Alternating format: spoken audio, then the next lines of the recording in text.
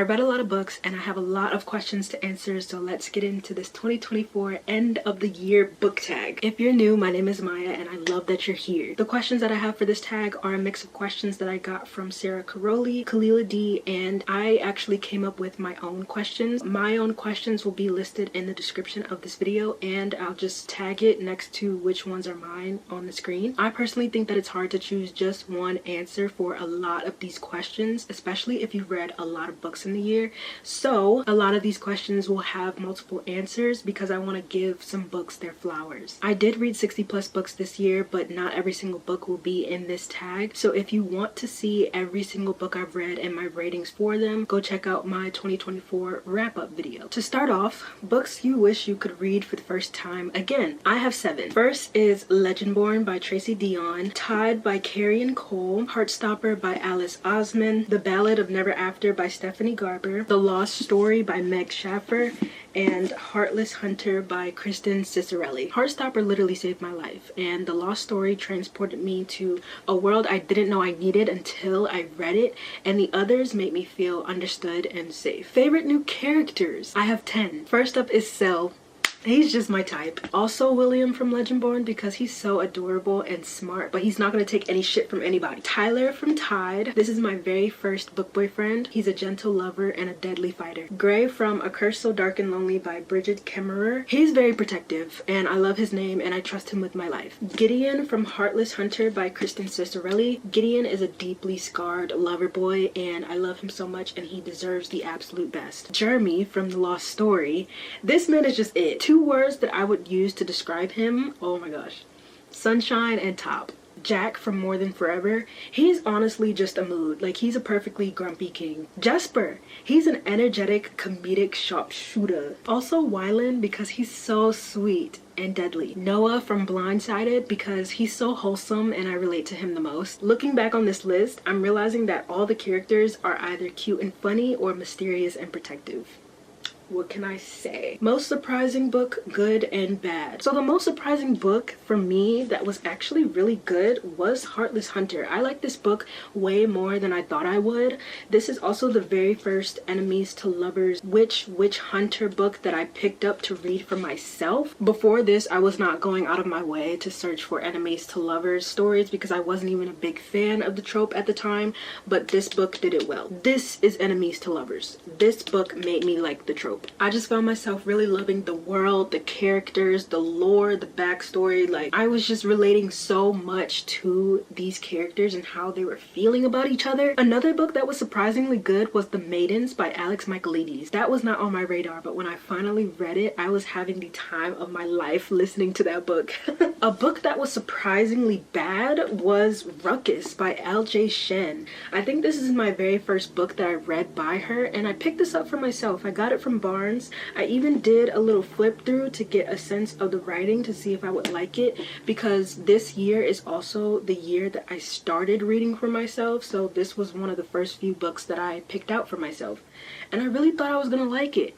But then I got home and I read it and all the context came into view and I'm just like, no, I'm so sad I didn't like this book. I ended up giving it a 2 stars. I honestly just think that I'm not the target audience for this book. Like, I feel like other people would really enjoy this if they're in the space to read it. But it's too much sister's ex-boyfriend. Like, they keep reiterating that throughout the entire book. I don't like the references in this book. They seem so outdated. Like, I literally just feel like I'm too young to be reading this book. Another reason why it made me upset was because I wanted to read Scandalous, which was the 3rd book in the series. This is the 2nd book, but after reading this I didn't want to read Scandalous and I was so sad. I was especially excited to read this because LJ Shen has a blurb on Tide, which is one of my absolute most favorite books ever. This is a 6 out of 5 stars for me, and so I'm thinking maybe their writing could be similar. No, I don't like LJ Sen's writing. Maybe it's the storytelling, maybe not necessarily the writing, because the writing is good, like it's cohesive and everything, but maybe it's just the story. I don't know. Best and most disappointing book. The best book for me this year, hands down, is Legendborn. What a way to end the year when it comes to reading than to read that book. That book is literally incredible. It deserves the hype and more. The most disappointing book for me of the year was Lust by Drapey Annis. This book just didn't make sense.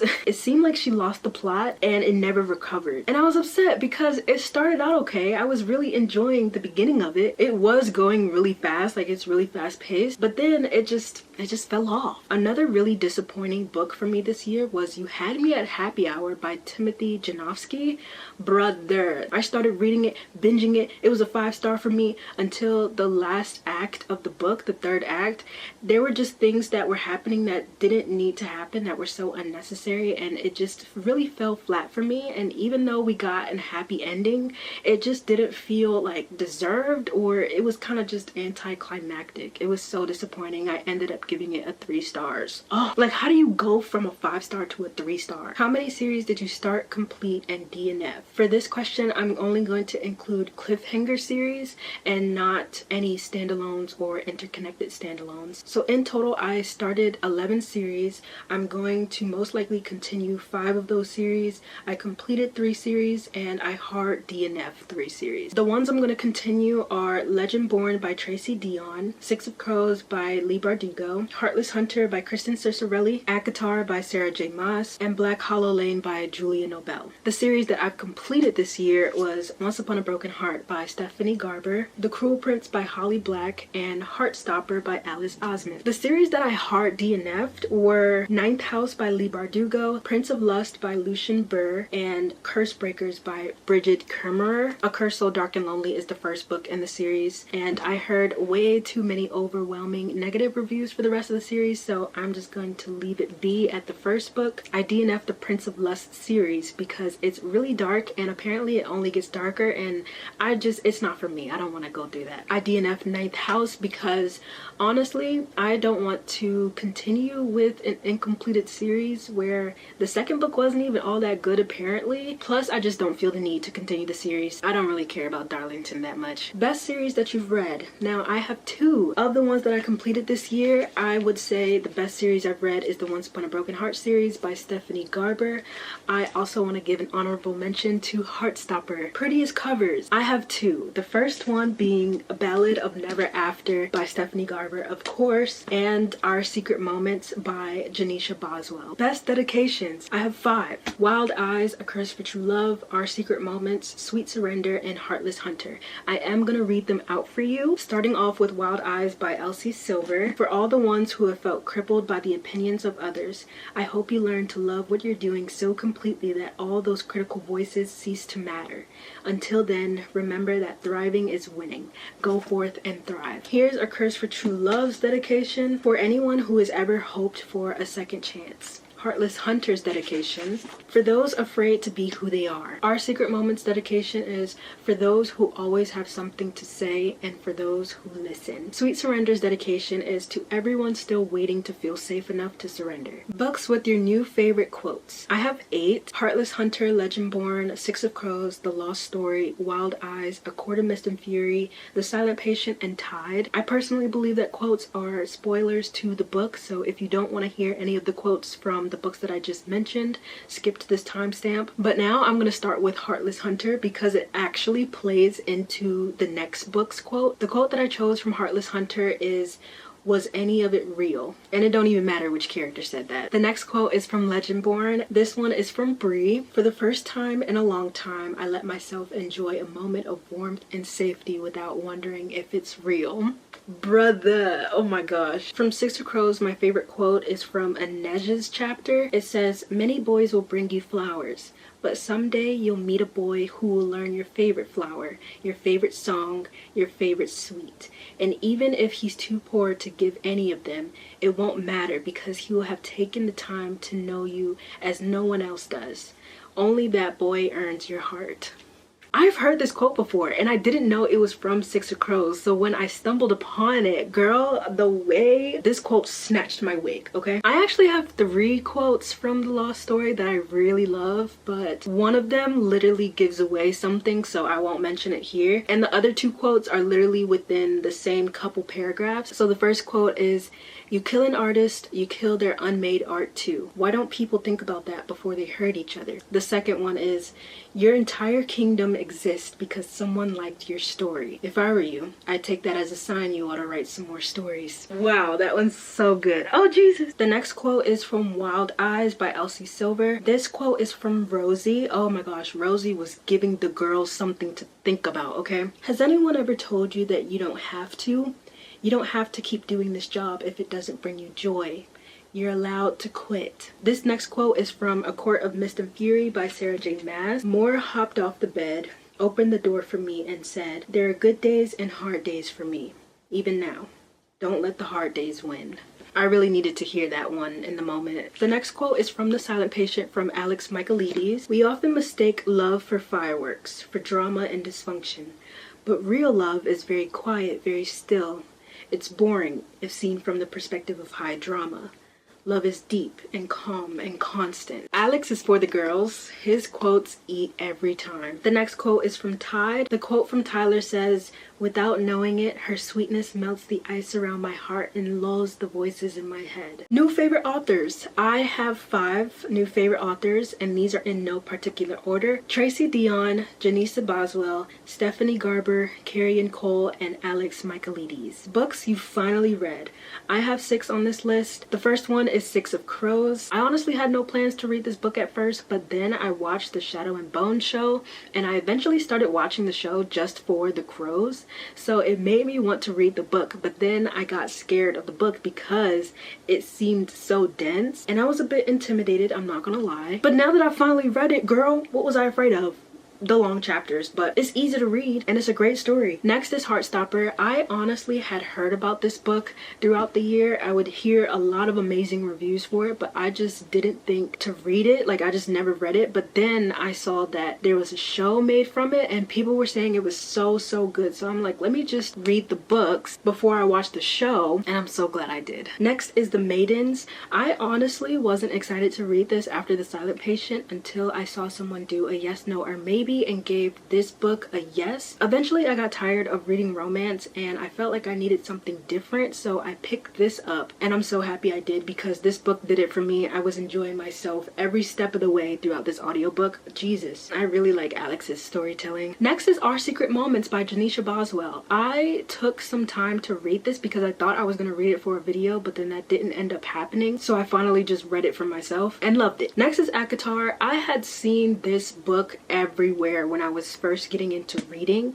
I think it was kind of considered like a good book to get into for anyone new into fantasy. I was also seeing that the second book in the series was a lot of people's favorite book in the series, so I low-key wanted that to be my favorite book too. I wasn't too excited to read that series in the first place, but I just really wanted to see book number 2 and what was the hype around that, so I finally read ACOTAR. I did not enjoy it. I did enjoy it in the moment, but after finishing it and thinking about what actually happened, I'm like, this is just not my type of story. It's not my type of plot. The first half of the book is so, ridiculously boring, and I was like, girl, are we gonna do something? And the only other thing that I'll say about that book is that Lucian ended up being my favorite character. Lastly, A Court of Mist and Fury. This again was just a book that I wanted to be my favorite too. I thought this book was cool. It didn't need to be as long as it is. I do understand why this is a lot of people's favorite books in the series, but I will say after finishing this book, I don't feel the need to continue the series. Books you're glad you finally got off your TBR. I have 4. First up is Not Another Love Song by Julie Soto, A Court of Thorns and Roses, A Court of Mist and Fury, and 6 of Crows. Books that should be made into a show/movie. I have 3. First up, Legendborn. Legendborn needs to be carefully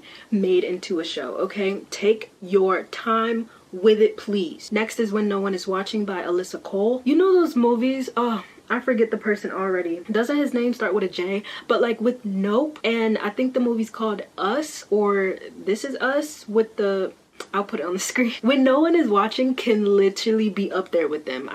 Come on. And then lastly, 6 of Crows. Brother, the way they canceled this show, started back up, because why would you cancel 6 of Crows? 6 of Crows could easily be one of those TV shows that's like at the top of the charts for Netflix. You know, The Night Agent, The Gray Man, all those crazy shows and movies that blew up. Brother, 6 of Crows can be one of those. Best book adaptation of the year. Heartstopper, easily. Unpopular book book you loved and popular book you hated. I actually have 4 unpopular books that I really loved. I want to give them their flowers. So to start off, we have Tide by Carrie and Cole. I really love this story so much. I just really love the romance. Next up is The Lost Story. This book is different from a lot of the other books that I've been reading, and I love it wholeheartedly. The story that unfolds in this one and the romance, honestly, it's a little trickle, okay? I consider this fantasy. I don't necessarily consider this romantasy, but there's a subplot of romance that I really enjoyed. Blindsided by Becca Steele. I love Becca Steele's writing so much. It's so easy. She's a new author to me. I could not stop smiling when I was reading that book. Lastly is More Than Forever by KG May. This is a new author and this is her debut novel, and I love it so much I ended up giving it a 5 stars. I went into that book completely blind, by the way, and was absolutely pleasantly surprised. Now on to a popular book that I hated. Icebreaker by Hannah Grace was just not doing it for me, okay? I feel like only a certain type of people like this book, and I'm not one of them. I already wasn't interested in reading this book in the first place, but my sister just had it and she gave it to me, so I thought, why not just take a look?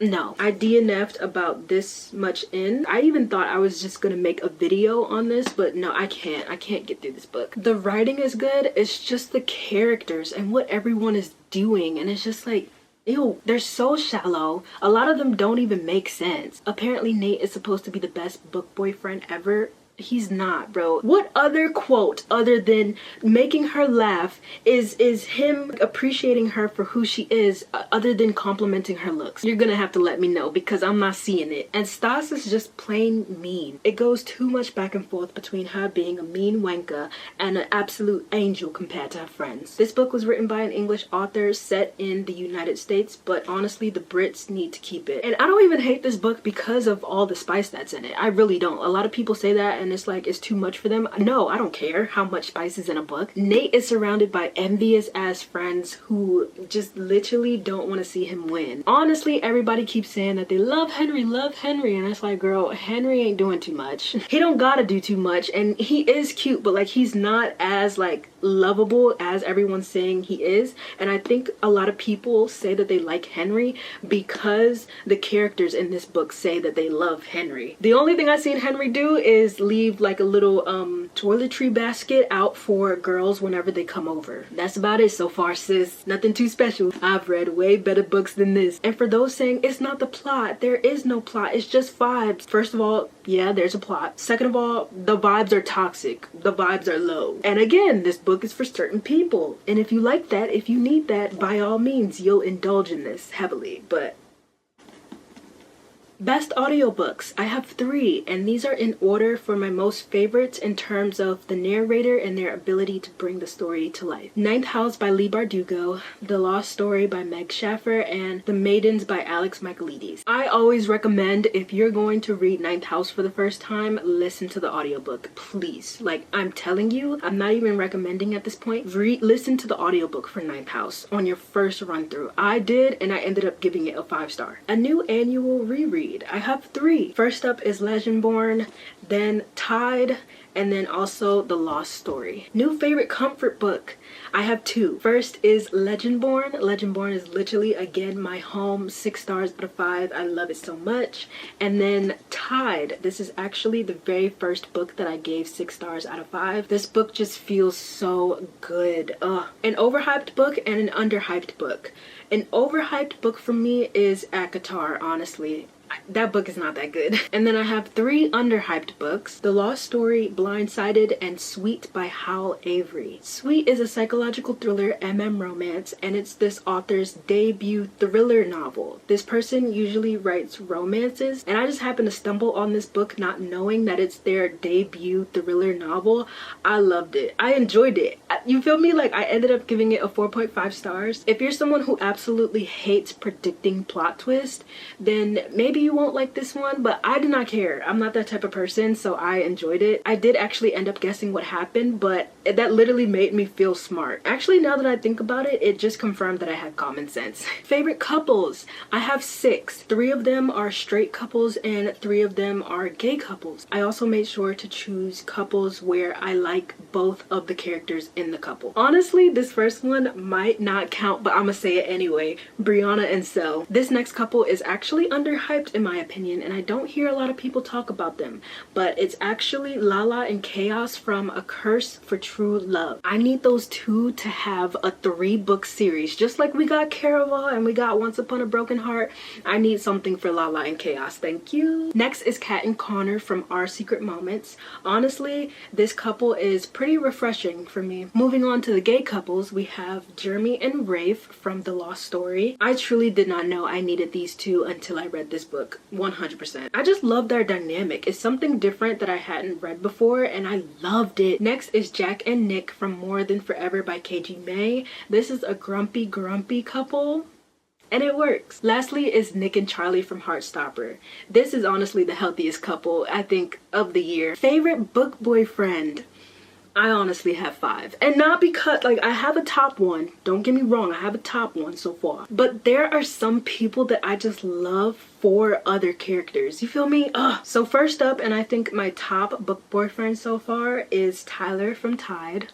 I was kind of iffy about this next one because I don't know if I can count it, but I am gonna say Sel once again, yes. Next up is Connor. Bro, Connor, yeah, I love him for Kat, but if he was my boyfriend, I would not be upset about it. Next is Jeremy. I absolutely love him for Rafe. Oh my gosh. And then lastly, Nick from Heartstopper. I love him for Charlie. Oh, he's the best. Next is favorite love triangle. I decided to add this one in because I had read some pretty significant love triangles this year, unintentionally, but there's still ones I think about. Now, I do have 3 love triangles and I'm gonna list them, but I'm gonna choose my favorite one of the 3. The love triangle options are Bree, Sel, and Nick from Legendborn, Gideon, Rune, and Alex from Heartless Hunter, and Ren, Harper, and Gray from A Curse So Dark and Lonely. Of those 3, my favorite love triangle is between Bree, Sel, and Nick from Legendborn. Good Lord have mercy. And the reason I choose Bree, Sel, and Nick because I love each character and I want Bree to be with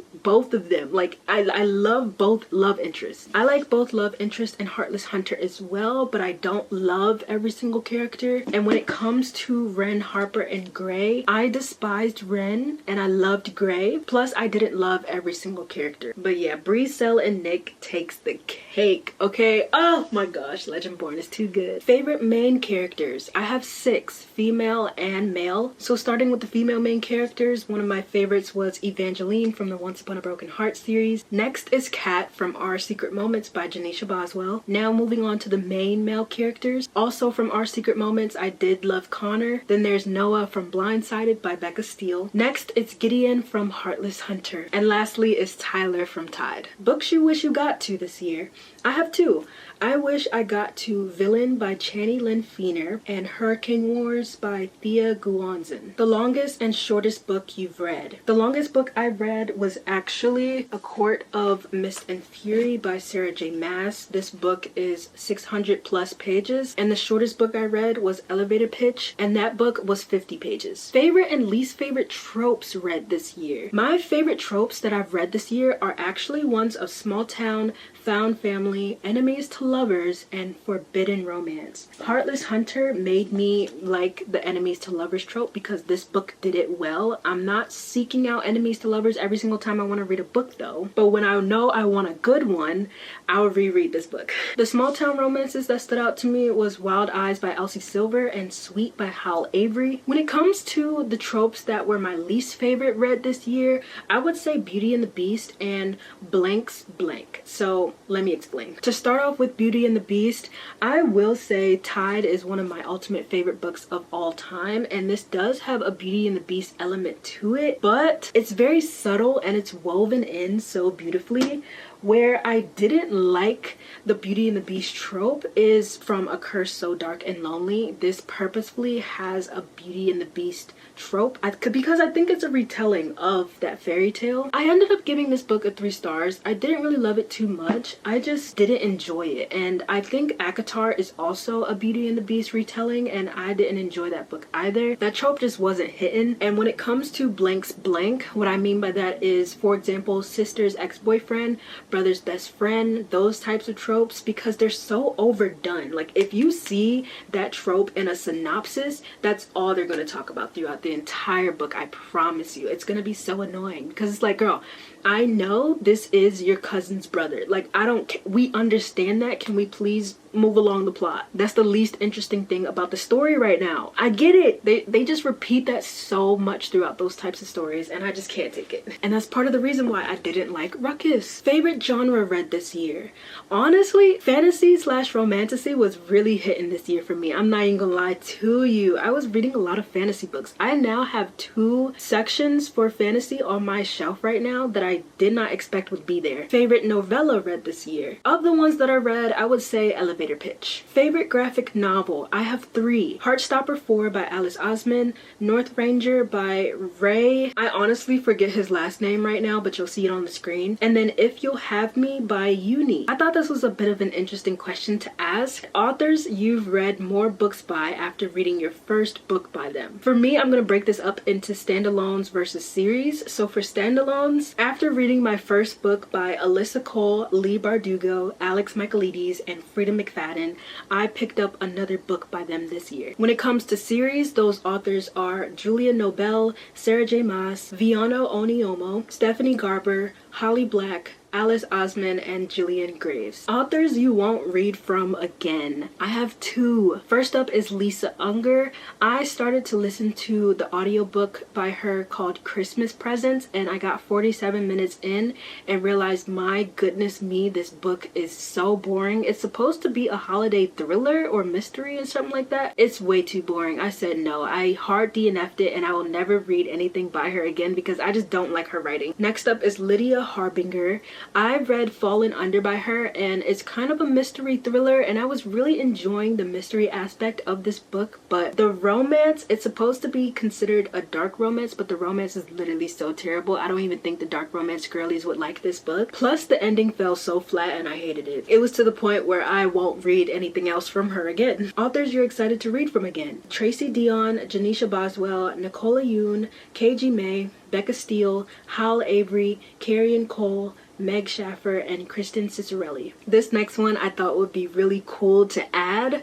So your favorite cast of the year. I have 4, okay? First up is Legendborn. Oh, takes the cake. Then we have Six of Crows, Our Secret Moments, and Blindsided. All of these books have casts where I love a majority, if not all, of the characters. Lastly, I thought it would be fun to include my top 12 favorite books of 2024. This is going to be in order from my most favorites, top to bottom. My top 12 of 2024 are Legendborn, Tide, Heartless Hunter, The Lost Story, Six of Crows, The Ballad of Never After, Our Secret Moments, Blindsided, Heartstopper 4, The Maidens, More Than Forever, and Wild Eyes. With that being said, that concludes this year's reading. Let me know your answers to any of these questions. It doesn't have to be all. It could be 1, it could be 5, it doesn't matter. Thank you for spending time with me, and I will see you in the new year. Bye!